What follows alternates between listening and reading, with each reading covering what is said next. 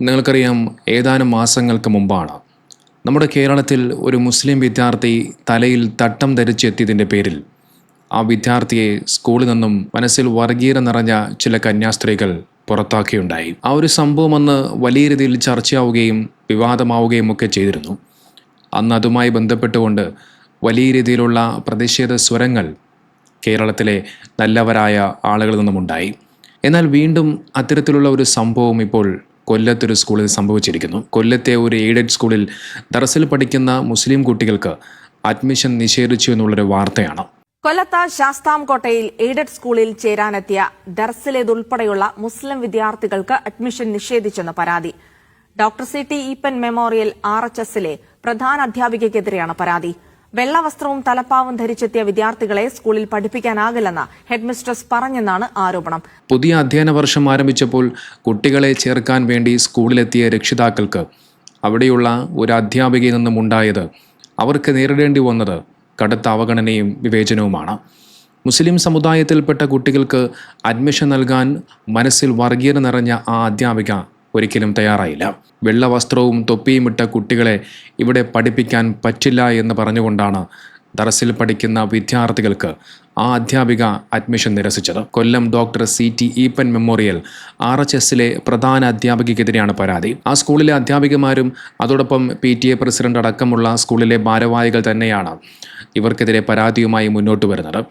നോക്കൂ, ഈ സംഭവവുമായി ബന്ധപ്പെട്ടുകൊണ്ട് ആ സ്കൂളിലെ ഒരു അധ്യാപിക പറയുന്നത് നമുക്കൊന്ന് കേൾക്കാം. ജൂൺ 1 പ്രവേശനോത്സവത്തിൽ ചക്കോളി ഭാഗത്തുനിന്ന് ഒരു 10-30 കുട്ടികളും രക്ഷാകർത്താക്കളും TCയും പിന്നെ ആവശ്യമായ രേഖകളും കൊണ്ട് നമ്മൾ സ്കൂളിൽ അഡ്മിഷൻ എടുക്കാൻ ഞങ്ങൾ പോയാണ് കൊണ്ടുവന്നത്. വണ്ടിക്കകത്ത് കൊണ്ടുപോയി കുറേ ആൾ കൊണ്ടുവന്ന് ഇവിടെ ആക്കി. അപ്പോൾ പ്രവേശനോത്സവം നടന്നു. അത് കഴിഞ്ഞിട്ട് കഴിഞ്ഞ് അവർ അഡ്മിഷൻ്റെ സമയം അപ്പോൾ ഞങ്ങൾ തന്നെ അവിടെ നിന്ന് എഴുതി അഡ്മിഷനാക്കി ഓരോരുത്തരെ ഞങ്ങൾ ആ ഓഫീസിൻ്റെ മുമ്പിൽ എത്തിച്ചപ്പോൾ ഇവിടെ കുറച്ച് അവർക്ക് ചില കുട്ടികൾക്ക് ഈ തെറച്ചിലെ കുട്ടികൾക്ക് വെള്ളിയാഴ്ച വരാൻ സാധിക്കത്തില്ല. അപ്പം പറഞ്ഞ് ഇവർ ഓരോരുത്തരെ വിളിച്ചിട്ട് ചോദിച്ച് എല്ലാ ദിവസം വരും. HM വിളിച്ച് ഓരോരുത്തരത്തും ചോദിച്ച് നിങ്ങൾ എല്ലാ ദിവസം വരുന്ന കുട്ടികളാണോ എന്ന് ചോദിച്ചപ്പോൾ പറഞ്ഞു വെള്ളിയാഴ്ച കാണാം മുടങ്ങുമായിരിക്കും ടീച്ചറെ എന്ന് പറഞ്ഞു. ഇവിടെ മുസ്ലിങ്ങളെ കയറ്റത്തില്ല, വെള്ളവസ്ത്രം ധരിക്കുന്ന കുഞ്ഞുങ്ങളെ ഞാൻ അനുവദിക്കത്തില്ല, വെള്ളിയാഴ്ച വരുന്നില്ല, ഇനി ഇവരെ ഞാൻ അഡ്മിഷൻ കൊടുക്കത്തില്ല എന്ന് ഇവർ അവിടെ നിന്ന് പരസ്യമായിട്ട് ഇവരെ ആക്ഷേപിച്ച് വിടുകയാണ് ചെയ്തത്. ഈ രക്ഷാകർത്താക്കൾ എന്നിട്ട് പറഞ്ഞു ഞങ്ങൾ എല്ലാ ദിവസവും വരാം, എല്ലാ ദിവസവും ടീച്ചർ അഡ്മിഷൻ എടുക്ക്. ഈ ടീച്ചർ അതും കേട്ടില്ല. നോക്കൂ, ദർസിൽ പഠിക്കുന്ന കുട്ടികളായതുകൊണ്ട് തന്നെ വെള്ളിയാഴ്ച ദിവസം നിസ്കാരവും മറ്റുമൊക്കെ ഉള്ളതുകൊണ്ട് ചിലപ്പോൾ വരാൻ സാധിക്കില്ല എന്ന് പറയുന്ന ആ ഒരു സമയത്ത് അവർ ഉടൻ തന്നെ അവർക്കിവിടെ അഡ്മിഷൻ ഒരു കാരണവശാലും കൊടുക്കില്ല എന്ന് പറയുകയാണ്. എന്നാൽ പിന്നീട് ആ വിദ്യാർത്ഥികളുടെ രക്ഷിതാക്കൾ പറയുന്നുണ്ട് കുഴപ്പമില്ല, എല്ലാ ദിവസവും വരാം എന്ന് പറഞ്ഞിട്ടും അവർ ആ തീരുമാനത്തിൽ നിന്നും അവർ പിന്മാറുന്നില്ല എന്ന് പറയുമ്പോൾ അവരുടെ ആ മനസ്സിലുള്ള ആ ഒരു ധാർഷ്ട്യം എത്രത്തോളം ഉണ്ട് എന്ന് നാം എല്ലാവരും മനസ്സിലാക്കേണ്ടതുണ്ട്. ഏതായാലും അവർ പറയുന്ന ബാക്കി കാര്യങ്ങൾ കൂടി നമുക്കൊന്ന് കേൾക്കാം. ഈ ടീച്ചറിന് അല്ലാതെ ഞങ്ങൾക്ക് വ്യക്തിവൈരാഗ്യമൊന്നുമില്ല. രാത്രി മുതൽ ഞങ്ങൾ സംസാരിക്കുക എടുക്കുകയും ചെയ്തു. ഈ മുസ്ലിം കുഞ്ഞുങ്ങൾ എന്ന് കണ്ടപ്പോഴാണ് അവർക്ക് മാനസികമായിട്ട് ഒരു വിഭ്രാന്തി ഉണ്ടായി. അവിടെ അങ്ങ് ആ രക്ഷാകർത്താക്കളെ മുഴുവൻ ആക്ഷേപിക്കുന്ന രീതിയിലാണ് പറഞ്ഞു വിട്ടത്. രക്ഷിതാക്കൾ ഇവർ ഇത്രയും അപമാനിച്ചപ്പോൾ അവർ പറഞ്ഞ് ഞങ്ങൾക്ക് ടീച്ചർ എന്നിട്ട് തരാൻ പറഞ്ഞു, ഞങ്ങളെ അഡ്മിഷൻ വരുമോ ഇല്ലയോ എന്ന് PTA പ്രസിഡന്റ് കയറി പറഞ്ഞു, വൈസ് പ്രസിഡന്റ് കയറി പറഞ്ഞു ടീച്ചർ ഒരു കാര്യം അഡ്മിഷൻ കൊടുക്ക്, വരുത്തില്ലെങ്കിൽ ടീച്ചർ ആബ്സെന്റ് ചെയ്യ്, വരാത്ത ദിവസം ആബ്സെന്റ് ചെയ്യുക. അല്ല ഇത് ഈ തുടർച്ച 15 ദിവസം ആകുമ്പോഴാണ് റിമൂവ് ചെയ്യുന്നത്. അല്ലാതെ നമുക്ക് ഒരു ദിവസം മതിലെന്ന് പറഞ്ഞ് നമുക്ക് കുട്ടിയെ റിമൂവ് ചെയ്യാൻ പറ്റത്തില്ല. പക്ഷേ ഈ ടീച്ചർ അഡ്മിഷൻ കൊടുക്കത്തില്ല എന്ന് വാശിയിൽ തന്നെ നിന്നു. എന്നിട്ട് ഞങ്ങൾ തന്നെ AOയും വിളിച്ചു, DOയും വിളിച്ച്, DO ഓഫീസിൽ നിന്ന് ഞങ്ങൾ ഇവിടെ വിളിച്ച് പറഞ്ഞു ടീച്ചറെ അഡ്മിഷൻ എടുക്കുക എന്ന് പറഞ്ഞിട്ട് ഈ ടീച്ചർ അഡ്മിഷൻ എടുത്തില്ല. പക്ഷേ ടീച്ചറിന് വർഗീയത ഉണ്ടായതുകൊണ്ടാണ് ടീച്ചർ ഇത് ചെയ്യാഞ്ഞതാണ് ഞങ്ങളുടെ രീതി, ഞങ്ങൾ മനസ്സിലാക്കിയ രീതിയാണ്. പറഞ്ഞിട്ടുണ്ട്. അത് സ്റ്റേജിൽ നിന്നപ്പോൾ അത് PTA വൈസ് പ്രസിഡന്റ് കേട്ടത്. സ്റ്റേജിൽ കയറിയപ്പോൾ വെള്ളം ഉടുപ്പും തൊപ്പി ഇട്ടുകൊണ്ട് വന്നിരിക്കുന്നത് ഇപ്പം അഡ്മിഷൻ കിട്ടുമെന്നാ വിചാരിച്ചതെന്ന് PTA പ്രസിഡന്റ് ഇത് കേട്ട്. എന്നിട്ട് പോലും അവർ PTA പ്രസിഡന്റ് അഡ്മിഷൻ എടുത്ത് കഴിഞ്ഞ് അകത്ത് കയറിയ സമയത്ത് ചോദിച്ച് ടീച്ചറെ അഡ്മിഷൻ എടുക്കുക, ഒരു ടീച്ചറിനെ പോസ്റ്റ് പോകുന്ന കാര്യമാണെന്ന് പറഞ്ഞിട്ട് പോലും ഈ ടീച്ചർ അഡ്മിഷൻ എടുത്തില്ല. ഈ 30 കുഞ്ഞുങ്ങളെയും ഈ വീഡിയോയിലുണ്ട്. ഈ രക്ഷാകർത്താക്കൾ ഈ സൈഡിൽ വന്ന് നിന്ന് വിഷമിച്ച് ഞങ്ങളോട് വിഷമിച്ചാണ് ഇറങ്ങിപ്പോ അവർ വണ്ടിക്കാർ. കുഞ്ഞുങ്ങളെല്ലാം പേടിച്ചു പോയി. 2 മണി സമയമാണ്. ഈ കുഞ്ഞുങ്ങൾക്ക് വിശക്കുന്നു. ഈ കുഞ്ഞുങ്ങൾ ഞങ്ങളെ നോക്കി കരയുക, വിശക്കുന്നു, ഞങ്ങൾക്ക് പേടിയാവുന്ന ബാപ്പ വീട്ടിൽ പോകണമെന്ന് പറഞ്ഞിരിക്കുന്നത്. ഇനി ഇവർ ഈ രക്ഷാകർത്താക്കൾ പറഞ്ഞ് ഈ സ്കൂൾ ഈ ടീച്ചർ ഇരിക്കും കാലത്തോടെ ഞങ്ങൾ കുട്ടികളെ വിടത്തില്ലെന്നാണ് പറഞ്ഞിരിക്കുന്നത്. ഇത് മതത്തിന്റെ പേരില, അല്ലാതെ വ്യക്തികളെ അല്ല, മതത്തിന്റെ പേരിലാണ് ഈ ടീച്ചർ ഈ കുഞ്ഞുങ്ങളെ ഏറ്റെടുക്കാഞ്ഞത്. ആ ടീച്ചറിന്റെ ബ്ലെസ്സി ജോർജ്. പേര് കേട്ടില്ലേ, ബ്ലെസ്സി ജോർജ്. അന്ന് ഒരു മുസ്ലിം കുട്ടിയെ തട്ടമിട്ട് സ്കൂളിൽ വന്നതിൻ്റെ പേരിൽ ആ കുട്ടിയെ പുറത്താക്കിയതും കന്യാസ്ത്രീകളുടെ വേഷമണിഞ്ഞ വർഗീയത പേര് നടക്കുന്ന ചില ആളുകളായിരുന്നു.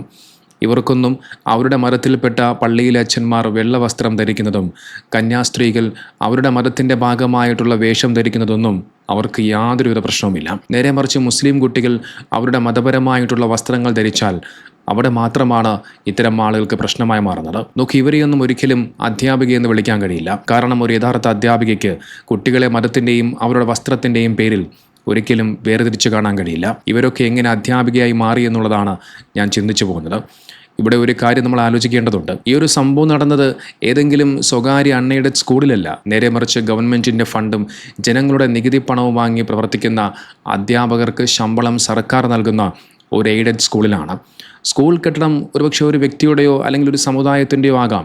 എന്നാൽ അവിടെ പഠിപ്പിക്കുന്ന അധ്യാപകർക്ക് ശമ്പളം കൊടുക്കുന്നത് ഞാനും നിങ്ങളും അടങ്ങുന്ന സാധാരണക്കാരായ ജനങ്ങളുടെ നികുതി പണത്തിൽ നിന്നാണ്. അങ്ങനെയിരിക്കെ ആ സ്കൂളിൻ്റെ പടിവാതിൽക്കൽ വന്ന് നിൽക്കുന്ന ആ കുട്ടികളുടെ അവരുടെ മതം നോക്കി, അവരുടെ വസ്ത്രം നോക്കി ഇവിടെ അവർക്ക് അഡ്മിഷൻ ഇല്ല എന്ന് പറയാൻ ആ അധ്യാപികയ്ക്ക് ആരാണ് അധികാരം കൊടുത്തത്? നമ്മൾ മലയാളികൾ അഭിമാനത്തോടു കൂടി പറയാറുണ്ട്, നമ്മൾ 100% സാക്ഷരതയുള്ളവരാണ്, നമ്മൾ പ്രബുദ്ധരാണ് എന്നൊക്കെ. ആ പ്രബുദ്ധ സാക്ഷരത കേരളത്തിലാണ് ഇത്തരം സംഭവങ്ങൾ ഉണ്ടാകുന്നത് എന്ന് നാം എല്ലാവരും ചിന്തിക്കേണ്ടതുണ്ട്.